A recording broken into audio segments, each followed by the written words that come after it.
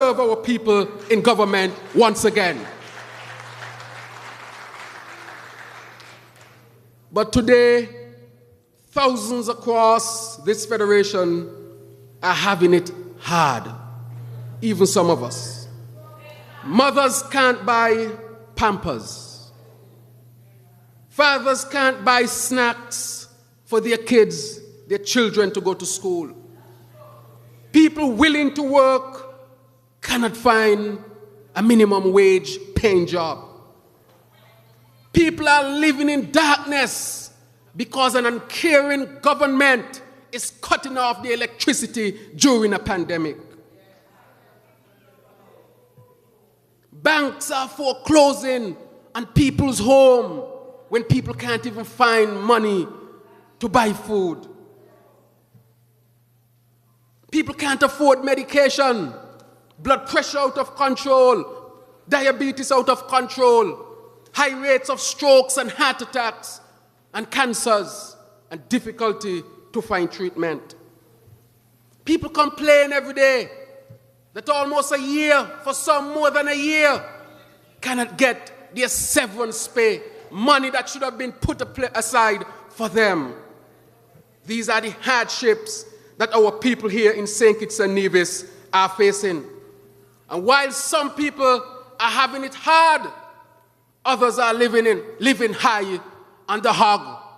That cannot be fair in a country like ours. That cannot continue. And when you look at the political landscape, one has to mention it, because instead of focusing on the people, political parties are in this squabble to determine who will be the next leader. They don't care about the people. They care about their own advancement, and that is exactly what the St. Kitts-Nevis Labour Party does not stand for. We stand for the people, by the people, because we are party of the working class and those who are in the upper class and middle class also. And so there is an attempt, and I must point it out, to disrupt the whole political culture here in St. Kitts-Nevis. As we see leaders want to jump from one party to a next party, undermining a party to gain political power, that has left the people of St. Kitts-Nevis at a disadvantage. And we must say to those who are engaged in this type of activity that the people of St. Kitts-Nevis must not accept this, and we here in the SKNLP must not accept this. Harris is going around saying that he wants a third term. He's a man who undermined the SKNLP. He got everything from the SKNLP. Dr. Douglas gave him everything that could have been given to a child, and yet he undermined him and undermined our organization, and for that he must never be forgiven. And that is why he's now on a rampage saying that he wants 2 terms. But our leader was vilified. 3 terms, sorry. But our leader was vilified. He said that he was a dictator because he stayed more than 2 terms. He said that he was a despot because he stayed more than 2 terms. He said that he was self-centered because he stayed more than 2 terms. He said all manner of evil things against him to bring him down because he said he stayed more than 2 terms. So now, how can the man who ran a whole campaign against his party and the leader that was democratically elected by this party for having spent more than 2 terms now come to you, the people of St. Kitts-Nevis, and say that he must have a 3rd term? Does that make sense? That is because we are dealing with one who is self-centered, selfish, and greedy, and cares nothing about you, the people of St. Kitts-Nevis, cares nothing about you, the people of the SKNLP, cares nothing about the people of PAM, nothing about the people of CCM, nothing about the people of NRP. He cares about himself, and that is what our leader and you, the people of the SKNLP, know, and that is what we must keep on saying to our country and to our people. And so he will not stop. And so I want you to know that he's going to dangle all sorts of things. But you, the comrades, you must stand firm. Remain firm. Remember who you are dealing with. He will try all sorts of things. But I ask you today to stand firm, because your SKNLP has the resolve, the structure, the organization, the history, the know-how to lead our people to a better future. And that is why we are here this afternoon. And let us make no joke about it, that the reason why we are here is that we are setting an example. No other party in the federation can do this.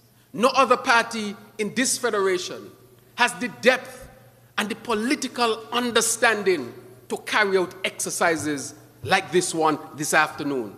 What we are doing today, comrade, is that we are reorganizing to some extent, upgrading and advancing.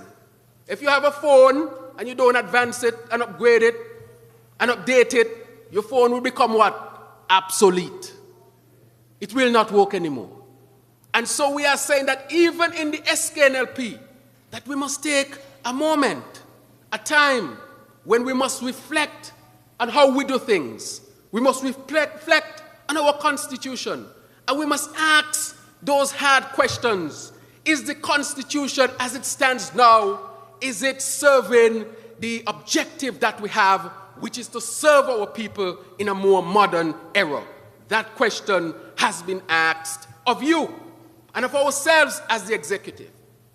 And the executive is a democratic aspect of our great party. We do not make decisions in isolation. We do not make decisions because you put us as the head and we think that we can do all that we want. We always consult with you, the comrades of our party. And so we would have had a number of meetings. We would have had branch meetings, zonal meetings, caucuses. We would have formed a number of committees that would have done extensive work over the last months since the last general elections and even before.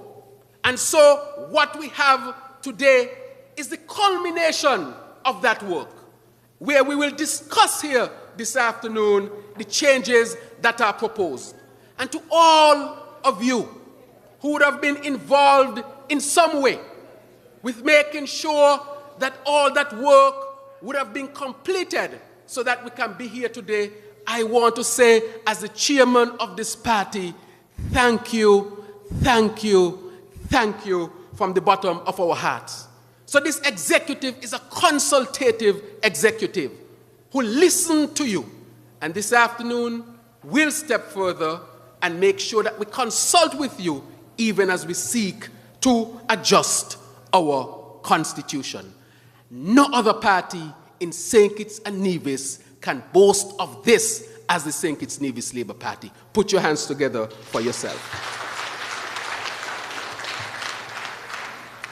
And so at this time, I want to say that let's move on with our conference. For this conference this afternoon is aimed at upgrading our Constitution. And the last thing I will say is that the big fanfare that everybody is looking for, this is just a step to that, because in November, there will be carnival here in St. Kitts and Nevis when the SKNLP takes the big conference to the stage for our people. And so, without speaking any much longer, I want to now call on the comrade leader.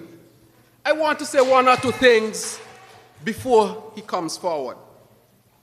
The comrade leader is either he's an excellent doctor, which means he's also an excellent psychologist and can predict patterns of behavior.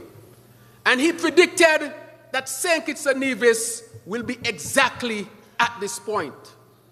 At the point where people would be very distrusting of politicians, not because politicians are to be distrusted people, but because the one among us who went among them to gain political power will do to them what he tried to do to us.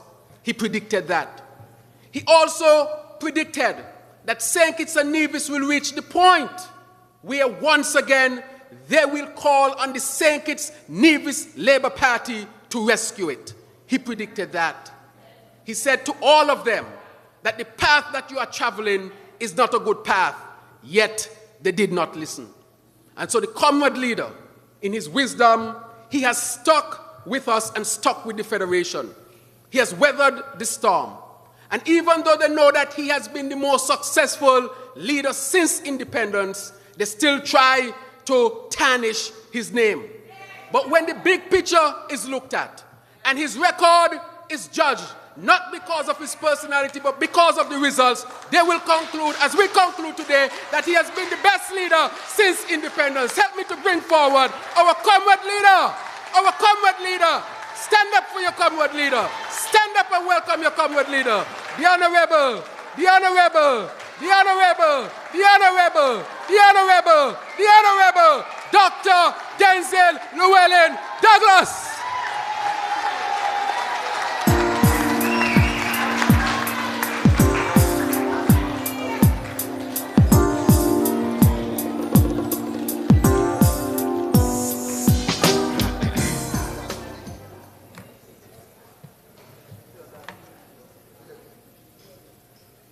Thank you, Comrade Chair. Give Dr. Joe tremendous applause. Good man, moving forward.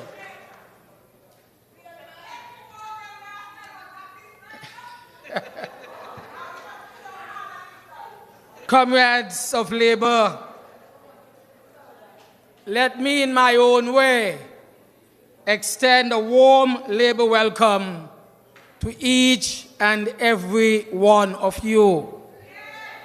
Not only those who are here in this hall at the St. Kitts Marriott Hotel, but those who are also listening by way of the internet and radio, which are carrying this opening session of this conference to the entire world. I am particularly pleased and honored to be part of this very special conference that is taking place in a period of unprecedented national challenges. There is an old saying that success happens when preparation meets opportunity. Again, let me repeat it. Success happens when preparation meets opportunity. And all of you here know better than anyone just how thorough, focused, and committed we in Labour have been over the past 11 months. With our focus groups, our strategy sessions, and policy reviews, with our outreach to constituents, and of course, our listening. Our listening, my dear comrades, to your comments, to your interaction with other people as to what you glean, as we ready ourselves to once again be in a position to address the needs and fulfill the dreams and tap into the potential of this blessed land and its people. And for these extraordinary efforts, I must thank our sterling leadership, the entire leadership team of this great party.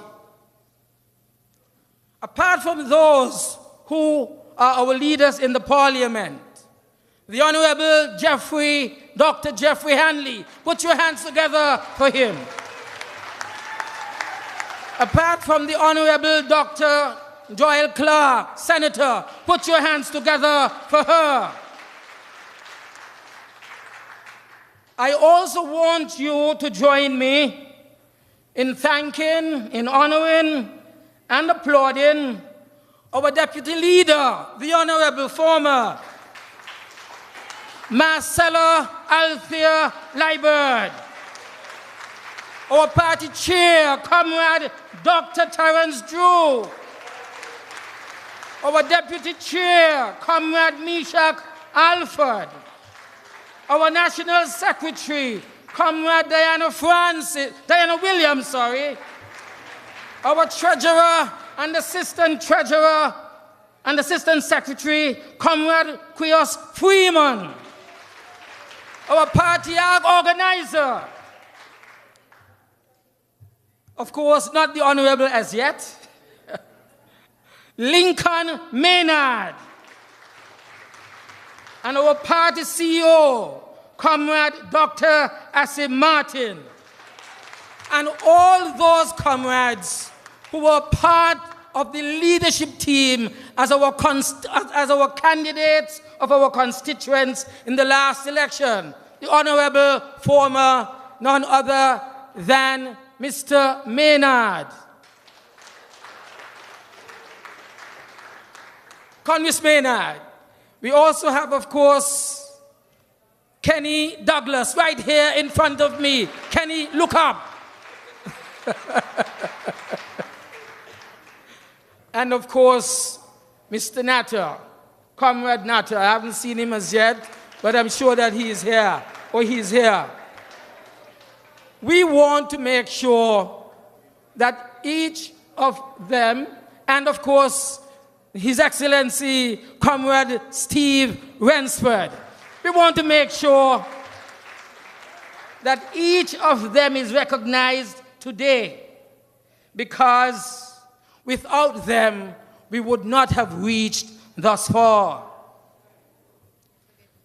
I personally owe our leadership team a great debt of gratitude. And we generally, as a party, owe our leadership team a great debt of gratitude, as we have been pushing forward to protect and strengthen our party so that we will be well positioned to protect and strengthen our nation and our good people. So, comrades, this moment in which our nation finds itself reminds us that good times must be cherished when we have them, and good decisions must be made when we can, because we never know when circumstances will change upon us. And so we come together today as proud members of the St. Kitts-Nevis Labour Party, as a people who understand where we have come from, where we must go in order to surmount the myriad challenges that our nation faces today. Comrades, our nation stands at a critical juncture. Thousands of Kittitians and Nevisians have seen their lives decimated by a pandemic that demands the compassion, the skill, and the vision on the part of key decision makers. Every facet of life here in St. Kitts and Nevis, it has changed. And whether we like it or not, we are forced to make decisions that relate to our own survival. Masks must be worn. Sanitization and social distancing have been mandated. And we are hearing now that vaccines may be mandated elsewhere in our region, and maybe even here in this, our country. But I say, such mandating must be rejected. Delegates, I want to say to you, and I say to the citizens of our country, that whereas in other countries there is consultation and collaboration, there is two-way communication and respectful encouragement by way of incentives in taking the vaccine, here in this country, Dr. Harris continues to threaten and punish, penalize and criticize and stigmatize persons who are simply exercising their right of choice as to whether or not to take the AstraZeneca injection. This, I emphasize from this podium today, is wrong. And please note that this is a view held not only by me as your leader. Indeed, this type of overbearing and authoritarian stance has been roundly condemned by none other than the World Health Organization itself and other international organizations. And that is why I say, comrades, that this country's leaders, having failed so far in their vaccination program, have now begun to blame our party and your leader for the epic failure of their vaccination strategy.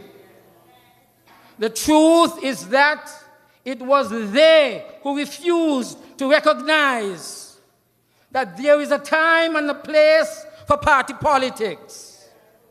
And the middle of a pandemic is neither one of those times nor one of those places when we should be meddling with people's lives. I want to emphasize that when we offered our support, they refused. Neither my medical training nor the political leadership acumen that I gathered from my leadership on our region's management of the HIV/AIDS pandemic was considered relevant to this government. Instead, they clung fast to their politics of exclusion when they sat to make policy decisions that would affect tens of thousands of lives of people here in our country. Indeed, they rejected and they ridiculed our own comrade national chairman when, as an internist specialist, he attempted to help. Let them now do the maths. Their figures are not adding up. This moment of extreme crisis, I want to remind us, it is about respect. It is also about concern. It is about inclusiveness. It is about know-how. And it is about competence, trust, and leadership. And it would appear as if they have none of those. The chairman alluded to the suffering in our land. And I emphasize too that there is too much suffering in our land. Thousands of our people, as a result of the pandemic, are still unemployed. And those who were severed as a result of the pandemic, the Harris regime is still withholding the payments of their severance pay. These are monies that are legally due to these severed workers. But the Harris regime, it has failed us. The government is now in disunity. The economy is in crisis. And the government, according to the Minister of Tourism, is now dying.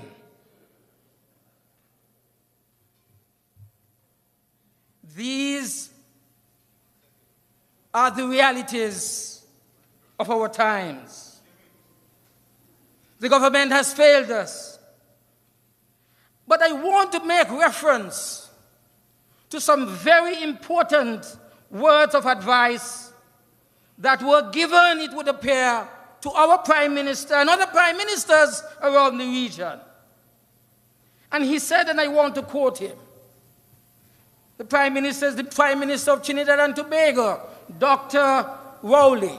And he said, anytime a government resorts to blaming the opposition for its failures to deliver on their mandate and responsibilities to the people, it is a clear sign that they have accepted, that they have outlived their usefulness, end of quote. And that is why this afternoon, in this hall of this important conference, we emphasize it is time for Tim Harris to go.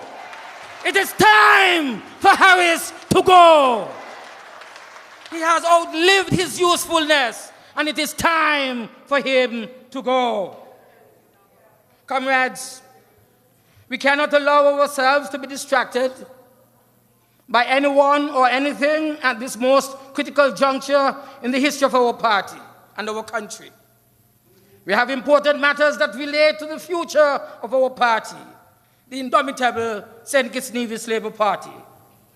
Matters that demand our complete focus, and nothing must derail us. After almost 100 years of bold and compassionate leadership, our party in recent months has been meeting, consulting, striving, in other words, in order to put forward today an effective strategy for vibrant and transformative change. We began this process with the rebranding in the 2020 general elections campaign under the Next Gen SKN brand, in order to reflect the dynamic, forward-thinking, capable thrust of our party. And we are now poised to advance to the next step as we ready ourselves to restructure, as we ready ourselves to embrace the requisite mechanisms to move the party machinery forward, as we ready ourselves to regain our position of victorious leadership of the people of St. Kitts and Nevis as their government. The work that we had started, it continued with a retreat as early as August of 2020, just 2 months after the massively rigged elections that denied people like Congress and Dr. Drew and others their place in our parliament. And it still hurts me, my dear comrades. And we were denied the government of the people of St. Kitts and Nevis. This was followed with the formation of a number of committees and councils, which you will remember presented a number of draft reports at our business session of the annual National Conference of December 2020. Yet again, work continued with more expanded and inclusive consultations with NGOs, and the final reporting to the national executive of our party, which mandated sessions of educating, sessions of discussing, and sessions of awareness raising in constituency branch, general, and zonal meetings around the whole of St. Kitts and Nevis. Many of the structural changes will require constitutional support, and hence this Constitution Conference that we are sitting in today. We have a plan to implement, and so this special conference must be seen in the context of modernizing the existing management structure of our party and rooting it within the constitution of the St. Kitts-Nevis Labour Party. And this is a key step in our return to the winning aura with which Labour has long been identified. Comrades, I remind you that our party began back in 1932 as the Workers' League. And the St. Kitts-Nevis Labour Party has distinguished and has a noble legacy which no other party anywhere in the Federation can claim. In January 25th next year, we shall be celebrating our 90th anniversary of a great party. Big, big celebration, big, big birthday, and maybe we will be in government by that time, my dear comrades. And so in this special session today, I would like to publicly express and record my appreciation and my gratitude to the ordinary people, the comrades who have continued to repose such strong confidence in our great party and in me as leader throughout my years of service. You are the ones, I emphasize, who have stayed the course. I have only followed you as a servant leader, but you are the ones who have stayed the course, and you deserve tremendous applause. Hip, hip to the Labour stalwarts! Hip, hip! Hip, hip! You and not one else outside of the party will determine what happens inside of this party, the St. Kitts-Nevis Labour Party. You, my dear comrades, and not anyone who wishes to see our party crash and disappear, will determine when we do whatever we want to do in the leadership of this party. We only will do that. Comrades, after the last general elections, I told the men and women who comprise the leadership of this great party that there's a number of things that I wish to do, one of which is to properly pass the mantle of leadership to the next leader as part of a smooth transition process. And to date, I am satisfied that we are on track with advancing this very important initiative. But however, at this juncture, I want to make it abundantly clear that I have no intention whatsoever. In fact, we must have no intention whatsoever of allowing our transitions to be manipulated by those who do not wish our party well.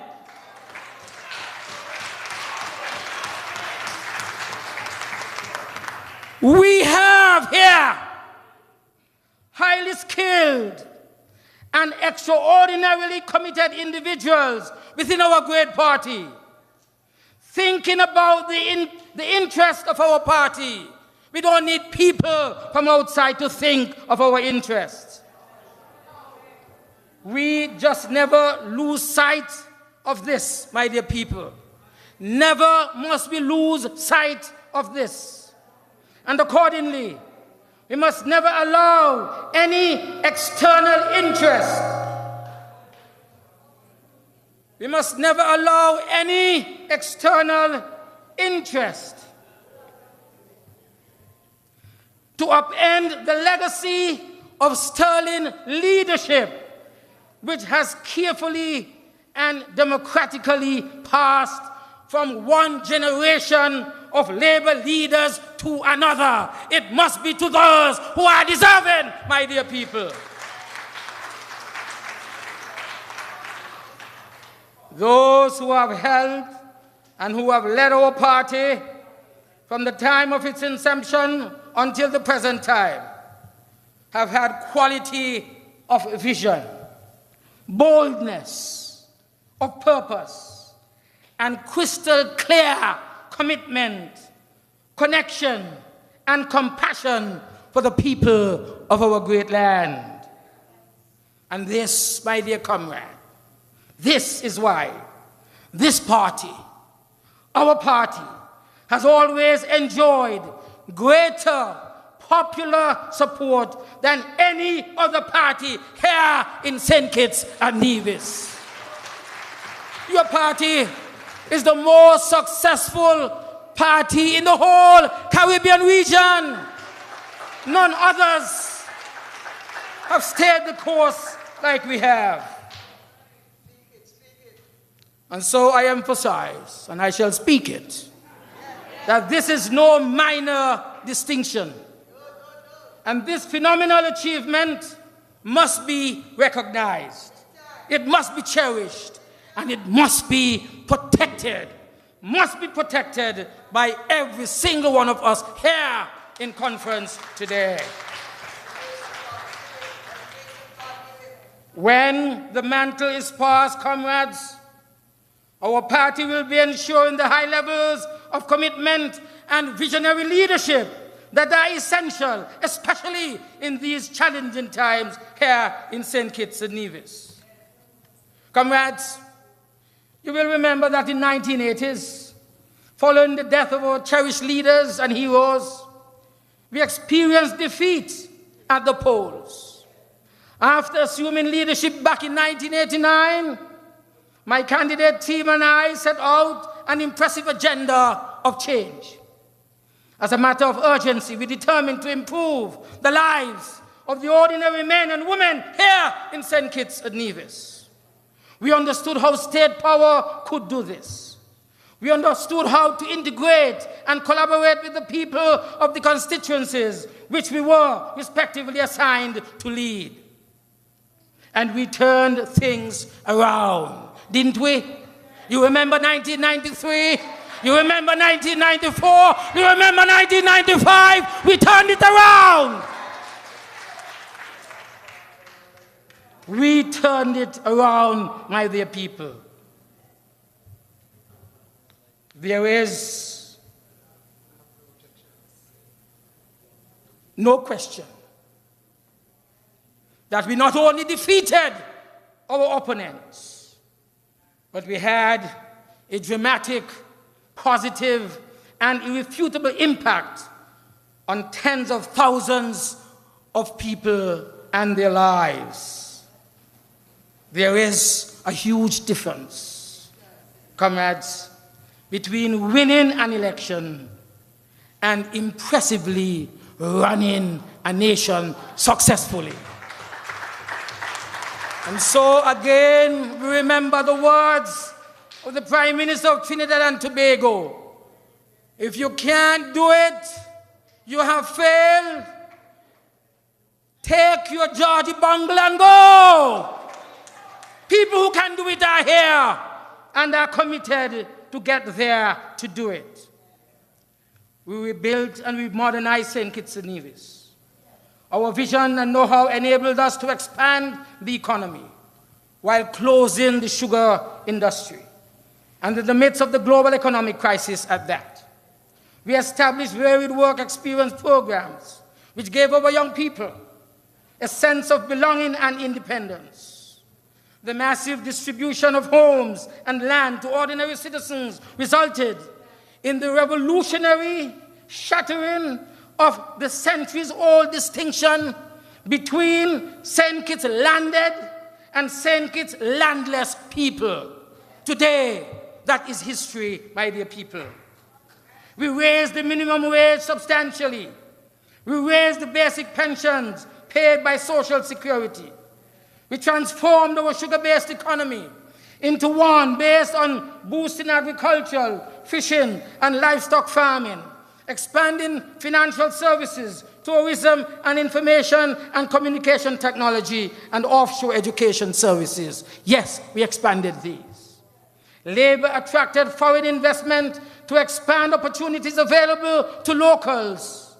Under our leadership, St. Kitts-Nevis held the coveted position of #1 in the Eastern Caribbean based on our superb economic performance. We introduced novel and imaginative social assistance programs to benefit the Federation's most vulnerable citizens in St. Kitts and Nevis. Labour did all of this and more before. And I come to you today and say, Labour stands ready to handle any of today's challenges again. If you can't handle it, walk out. Let people who know how to handle it do it. We know that a lot has changed since then. We know that some loyalties have shifted. But Labour has been reconnecting with our base. And we know that a carefully selected slate of candidates, fully focused on the task at hand and valuing their connection with the people, will take our great party and our federation to a place of vision, a place of justice, a place of opportunities once again for the people of St. Kitts and Nevis. And today, I am committed to the successful transitioning of Labour's leadership process. You can be assured that I will not walk away at that critical juncture. No, I never will. Indeed, I will be there to shepherd and support whoever receives the mantle of leadership from the delegates at conference at the appropriate time. I have the relationship, I have the insight, and I have the information that will be required to secure that successful transition whenever it occurs. But understand, however, that no one will make decisions for us.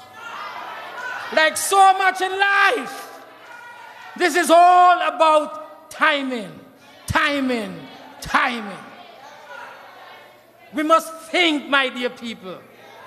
We must be alert, always alert. We must not be of infantile minds.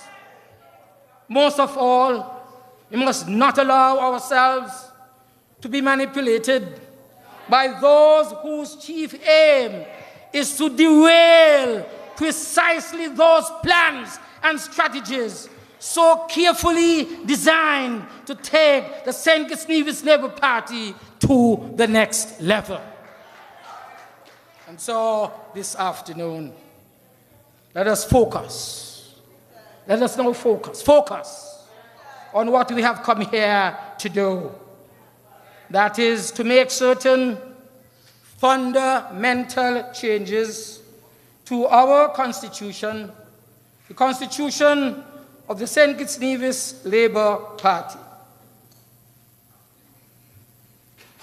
This is vital if our party is to strengthen its management process. Let us focus on and remember the fact that the changes being proposed today will ensure that what happened in 2012 and 2013 will never again happen within our party. We must provide our party with a modernized management structure. We must equip our party to deal with the unprecedented complexities of our time. And so we are recommending that we designate the position of a deputy national political leader who will be responsible for overseeing the political issues impacting constituents at the branch level.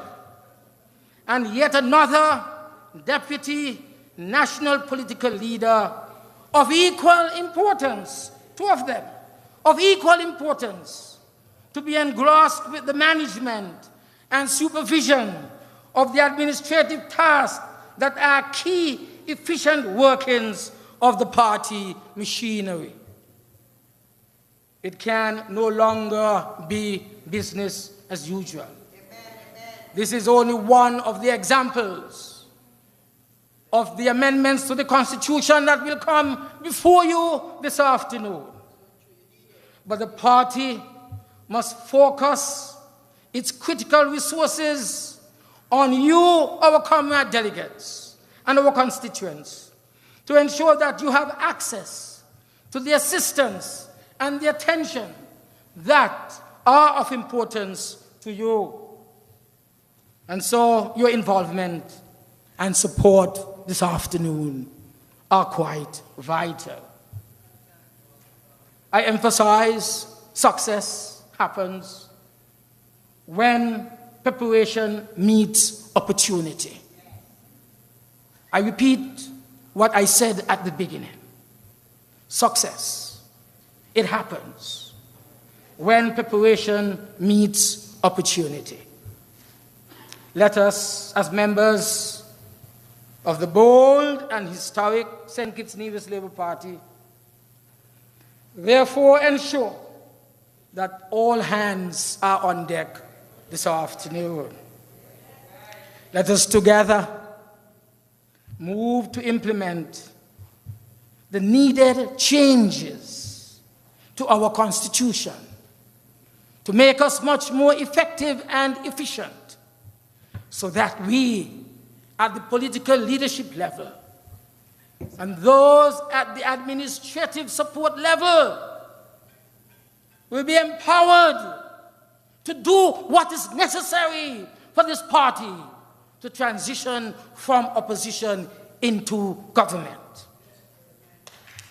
Let us together continue to guide our transition process. And let us, as always, commit ourselves to work and to strive within this great party for the good that we can do. Long live the St. Kitts-Nevis Labour Party! Long live the comrades of this great party! God bless you. Thank you, my dear.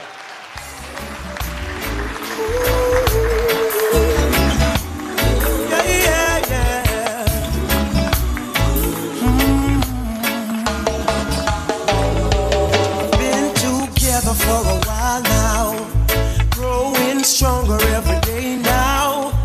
Feel so good and there is no doubt I will stay.